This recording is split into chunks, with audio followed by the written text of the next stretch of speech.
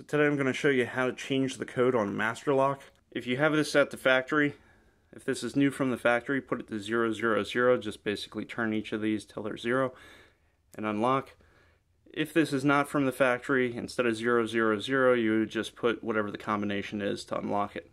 So we unlock it. So now what you want to do is you're going to turn this to align this little piece of metal with the hole. We're going to push down, and then we're going to rotate another quarter turn. Alright, so now we're in this position and we're in down position. Now we're going to change the number.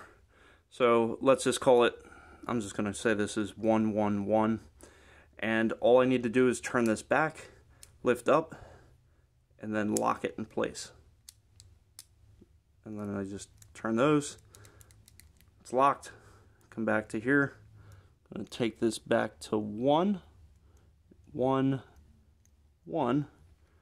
Now it should unlock. Now if I want to change that combination again, I'll just do the same thing. So that's how you change the combination on one of these locks. Thank you for watching. Please subscribe and have a great day.